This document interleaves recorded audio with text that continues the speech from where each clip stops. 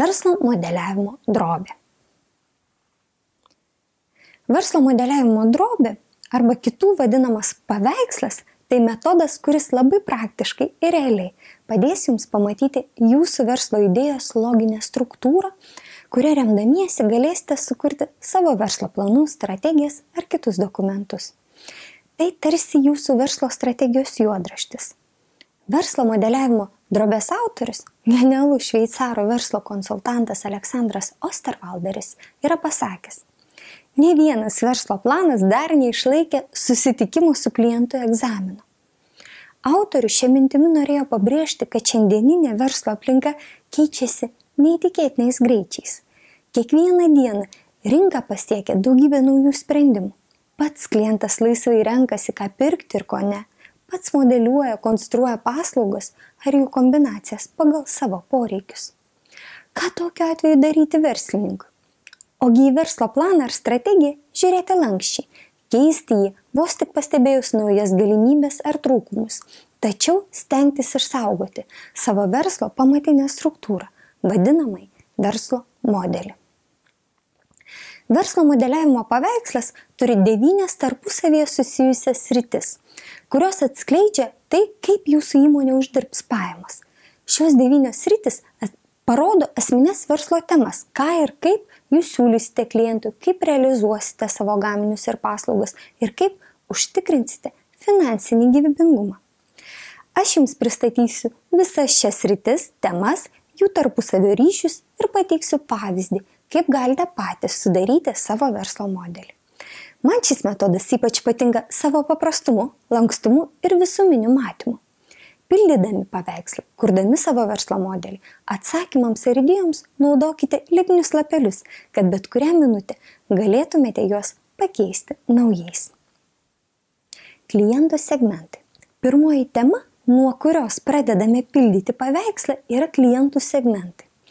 Šiandien teigiama, kad siekiant suprasti klientą, dėmesį reikėtų kreipti ne tik į standartinę informaciją, kaip amžius, lytis, tautybė, bet į tai, kokia yra kliento elgsena, kokios vertybės, gyvenimo būdas, interesai. Analizuojant klientus labai padeda ir mano aukščiau pristatytas vertės pasiūlymo paveikslas. Yra keletas populiariausių būdų segmentuoti klientus.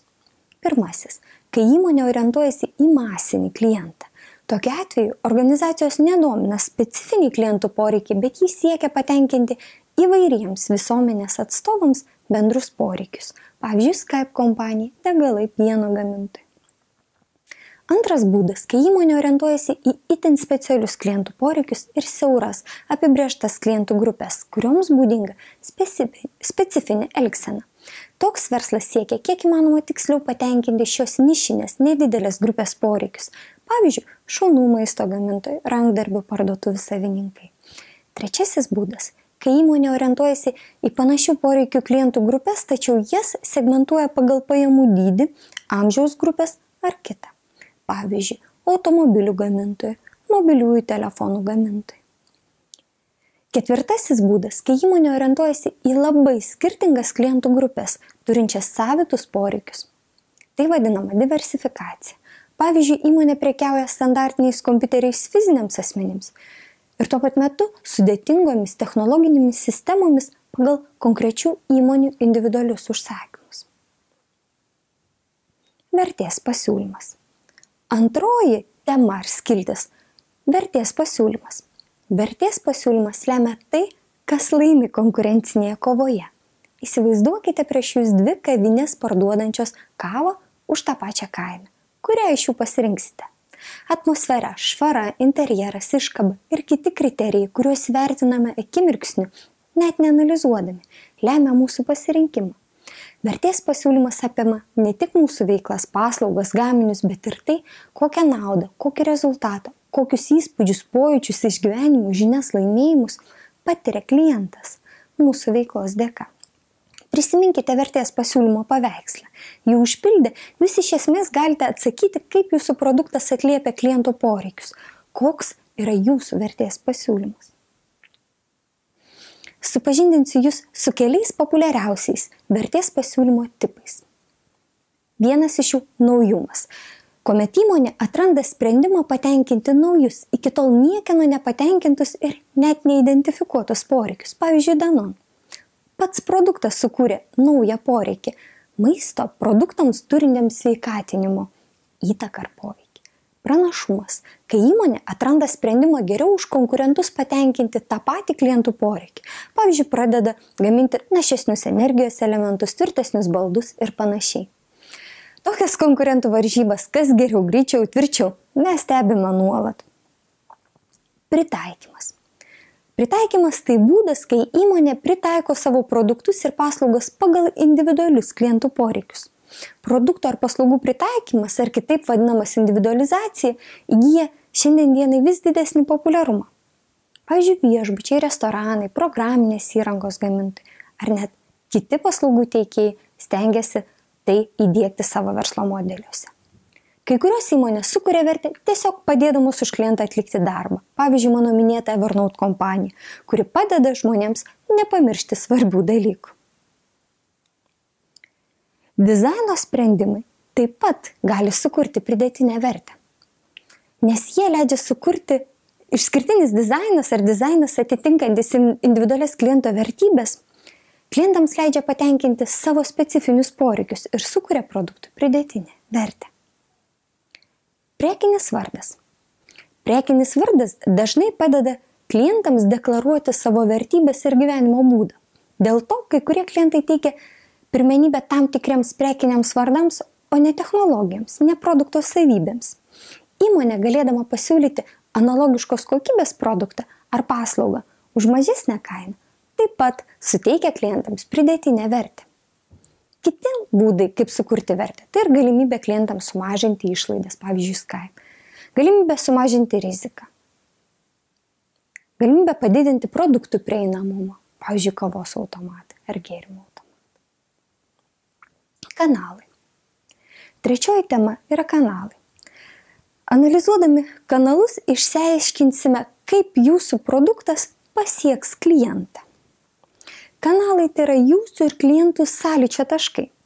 Verslininkai dažnai susiduria su klausimu, ar patiems vystyti savo kanalus su klientais, pavyzdžiui, ar pačiam atidaryti savo parduotuvę, ar naudotis kitų verslininkų sukurtais kanalais, pavyzdžiui, prekiauti per prekybos centrus. Svarbu žinoti, kad savi kanalai leidžia išlaikyti didesnę pelno maržą, tačiau norint įkurti ir plėtoti savus kanalus reikalingos didelės investicijos ir kaštai. Svetimi kanalai leis greičiau pasiekti geidžiamus klientus, tačiau privers sumažinti pelningumą. Todėl svarbu kiek įmanoma efektyviau subalansuoti savus ir išorinius kanalus. Taip pat noriu paminėti, kad kanalai apima ne tik pardavimo taškus, bet ir viešinimą, tiekimą, aptarnavimą po pardavimo ar panašiai. Santykiai su klientais. Ketvirtoji tema – santykiai arba ryšiai su klientais. Šioje temoje siekiama numatyti, kaip kursime ir palaikysime savo santykius su klientais. Asmeniškai, gyvų bendravimu ar automatizuotai. Įprastai kuriame įvairias taktikas ar strategijas, kaip palaikysime santykius su klientais, būtent dėl to, kad siekiame arba pritraukti naujų klientų, arba siekiame išlaikyti turimus, arba norime, kad esami klientai pirktų iš mūsų dar daugiau. Pateiksiu 5 pačias populiariausias santykių su klientais palaikymo strategijas. Pirmoji – tai asmeninė pagalba.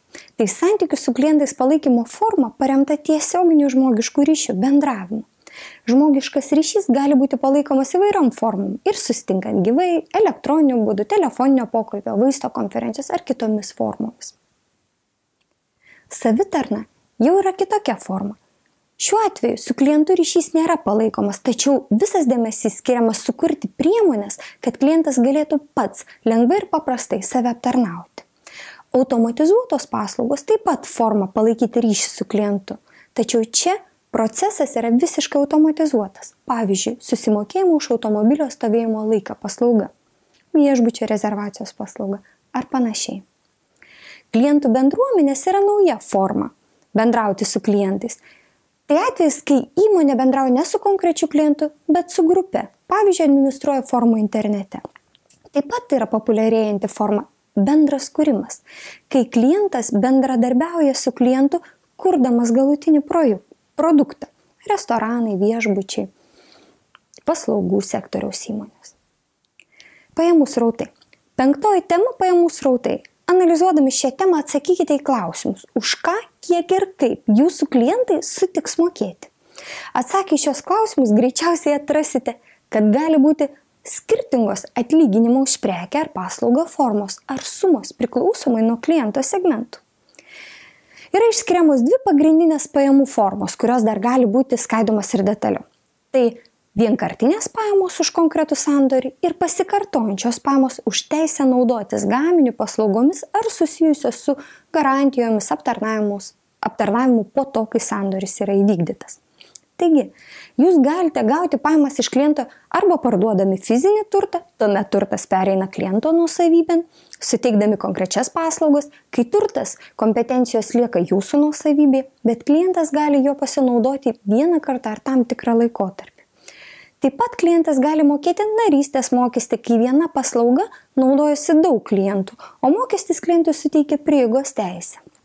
Kita forma – išperkamosios nuomos ar nuomos pajamos. Taip pat gali būti licencinis mokestis, kuris taikomas intelektualiniams produktams ir jį sumokės klientas įgyja teisę naudotis jūsų autoriniu kūriniu ar panašiai. Tarpininko, brokerio mokestis, pajamos iš reklamos ir daugybė įvairių kitų formų. Neapsiribokite vieną formą.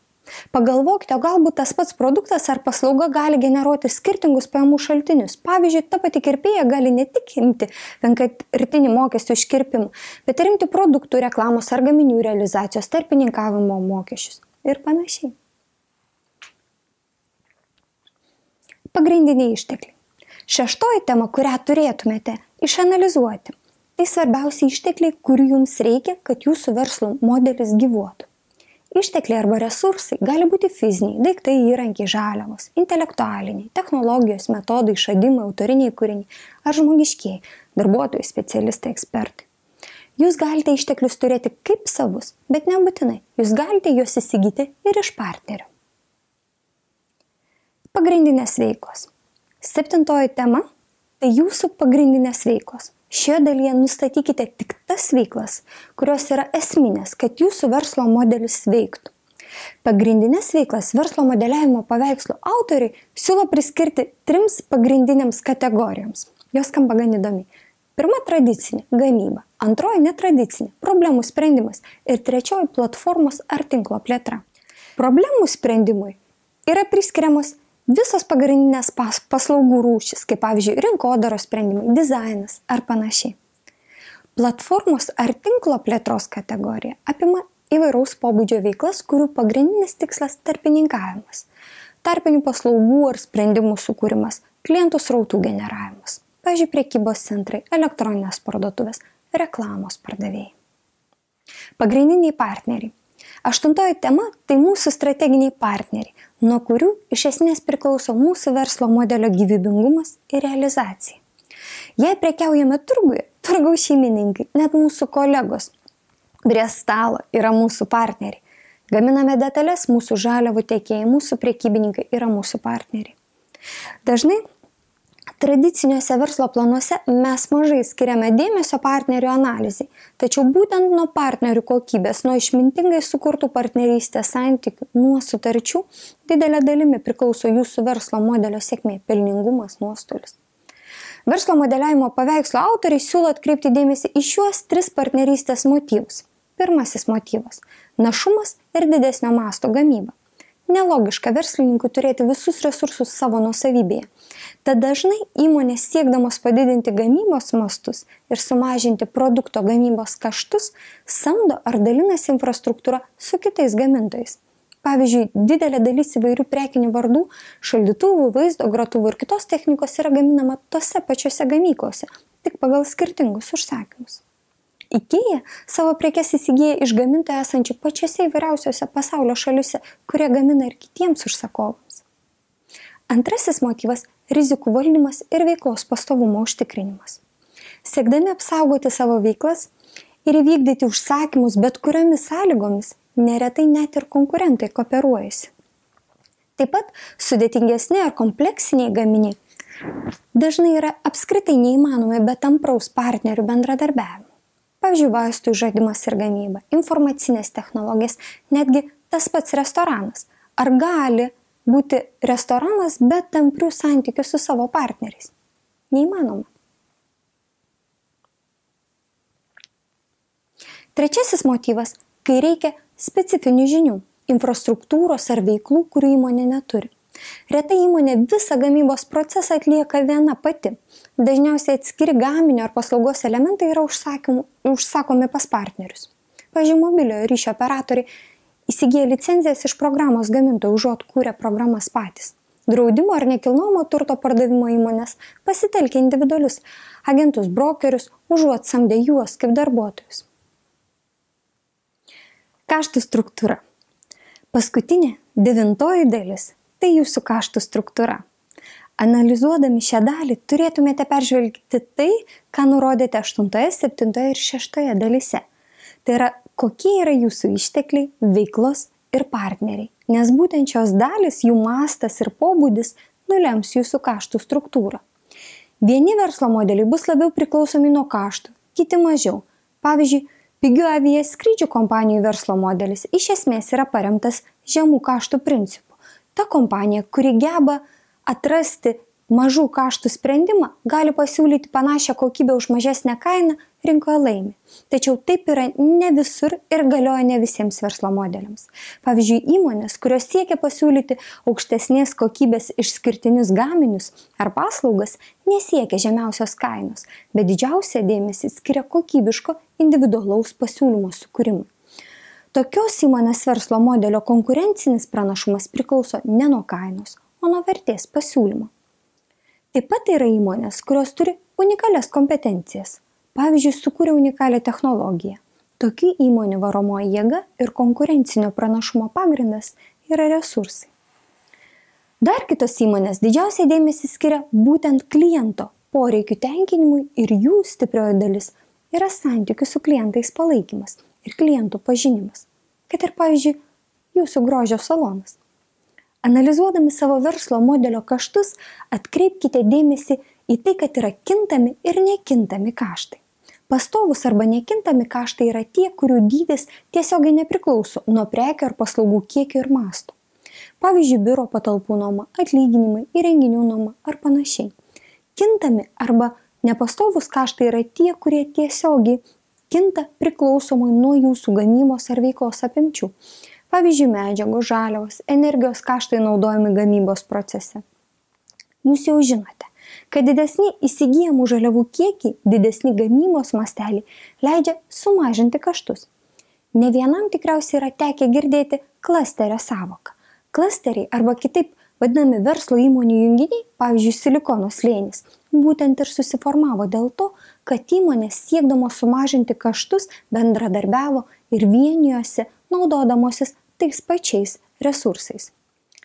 Pavyzdžius, kaip galite užpildyti verslo modeliavimo paveikslą, galite rasti mūsų interneto svetainėje prie seminarų. Verslo modeliavimo paveikslo autoriai teigia, versle mes turime išmokti suderinti ir valdyti jausmus ir loginį mąstymą. Šiuo principu ir yra sukonstruota verslo modeliavimo paveikslo struktūra, kur dešinioji žemėlapio dalis kviečia mus išanalizuoti emocinius mūsų verslo aspektus, o kairioji racionaliuosius, loginius. Visiškai taip pat, kaip veikia mūsų smegenys.